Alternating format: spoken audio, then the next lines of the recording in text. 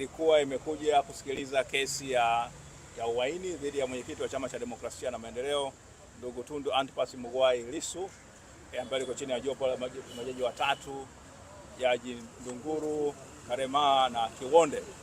Sasa itajua kwamba leo upande wa mashtaka ungeweza kuendelea na kesi yake, kuleta mashahidi wake ambao wanataka kusema kwamba mwenyekiti wa chama alifanya makosa ya uhaini.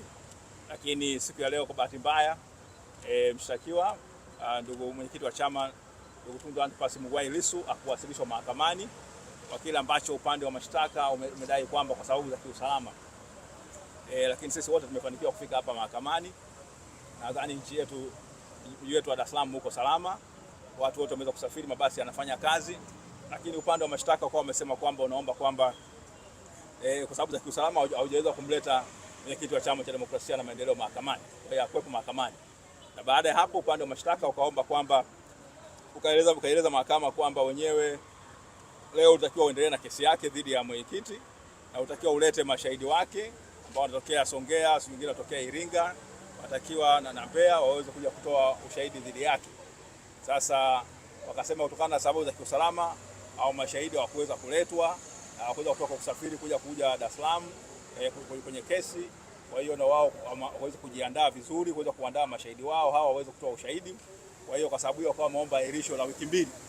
Kwa maana hiyo tarehe 10 leo mwezi wa 11 ukiongeza wiki mbili maana yake ni siku 14, ingekuwa maana tunazungumzia tarehe 24 au 25 ya mwezi huu.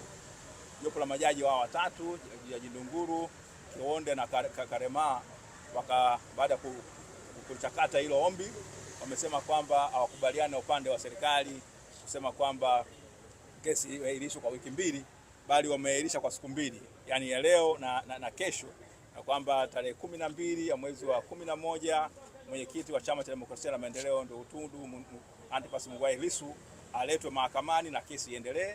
Na mahakama imeamrisha kwamba ule hati ya wito wa kumuita mahakamani itolewe na aje upande wa mashtaka siku hiyo uendelee na kesi yake dhidi ya mwenyekiti. Maana yake kesi ya msingi sana.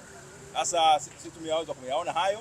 Sasa bahati mbaya kwa sababu mwenyekiti anajiokisha mwenyewe hakuweza kuzungumza, lakini tumeona kama mahakama imeweza kutoa angalau muda kidogo ambao unaonekana ni mzuri, na kwamba siku hiyo tarehe 12 mwezi wa 11 2025 basi kesi hii itaendelewa kwa majali wa Mwenyezi Mungu, na tunatumai kwamba umma utapenda kujua nini kinaendelea. Kwa uhaini ambao unasemwa dhidi ya mwenyekiti kama utaweza kuwekwa wazi, na kama sio uhaini basi tuweza kujulikana mahakama itatoa uamuzi gani. Kwa hiyo tunashukuru kwamba mahakama imeweza kuona kwamba ile njia ombi la ahirisho la wiki mbili kwa kweli ilikuwa alimtendee haki mshtakiwa ambaye hakuwa mahakamani. Hata angekuwa upande ule angekuwa hata kesi imeletwa kwa njia ya kimtandao kwamba naye kule gerezani ameweza kusikilizwa, basi ingekuwa nafuu. Lakini mahakama imeamua kusimama katika kusimamia misingi ya haki na kusema basi imetoa siku mbili ambazo ni kwamba wale mashahidi wa serikali kuanzia hivi sasa huko kote waliko basi wao waje, na tunafahamu mashahidi wengine ni wale wa kufichwa hata. Asanteni sana.